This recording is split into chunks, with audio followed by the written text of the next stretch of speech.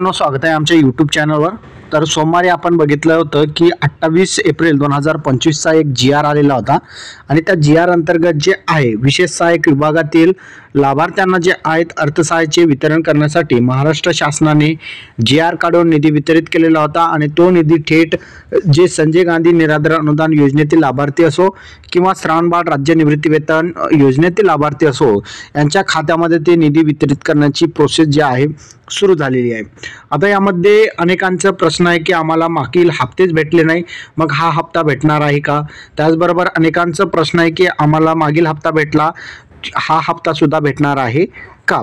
तर लक्षात ठेवा, ज्या लाभार्थ्यांना मागील हप्ते तुम्ही जर पात्र असाल, तुमचं रजिस्ट्रेशन वगैरे सगळं ओके असेल आणि तरी पण भेटला नसेल तर त्यामागचं कारण असं आहे की तुमच्या बँक खात्याला आधार नंबर लिंक नाही। त्यामुळे लवकरात लवकर तुम्ही तुमच्या बँक खात्याला आधार नंबर लिंक करा। तुमच्या बँक खात्याला आधार नंबर लिंक केल्यामुळे तुम्हाला मागील सुद्धा सर्व हप्ते थेट तुमच्या त्या खात्यामध्ये जमा होतील। महत्त्वाचं म्हणजे आधार नंबर लिंक केलेल्या बँक खात्यामध्येच हे पैसे राज्य सरकार मार्फत जमा केले जातात आणि त्यामुळे ज्या लाभार्थ्यांच्या खात्यामध्ये मागील महिन्याचे हप्ते आधार संलग्न असलेल्या बँक खात्यामध्ये जमा झालेल्या आहेत त्याच बँक खात्यामध्ये मे महिन्याचा हप्ता सुद्धा त्याच बँक खात्यामध्ये जमा होणार आहे।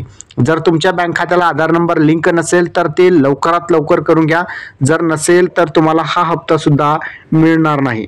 तर अशा प्रकारे बघितलं तर ज्या लाभार्थ्यांच्या खात्यामध्ये आता हे पैसे जमा होणार आहेत ते लाभार्थी फक्त त्यांच्या बँक खात्याला आधार नंबर लिंक केलेले असणे गरजेचे आहे, तरच हे पैसे भेटणार आहे। आणि जे लाभार्थी पात्र असून सुद्धा आधार लिंकिंग केलेले नसेल तर त्या लाभार्थ्यांच्या खात्यामध्ये पैसे जमा होणार नाही। त्यामुळे तुम्हाला जर पैसे पाहिजे असेल, तुम्ही पात्र आहात, तुम्ही अर्ज केलेला होता, तुमचा अर्ज मंजूर आहे आणि तुम्ही या योजनेसाठी पात्र आहात, तर तुम्ही लवकरात लवकर जे आहे या योजनेसाठी तुम्हाला तुमच्या खात्यामध्ये पैसे मिळवण्यासाठी लवकरात लवकर जाऊन तुम्हाला थेट बँकेमध्ये जाऊन तुम्हाला बँक अकाउंटला आधार नंबर लिंक करायचा आहे।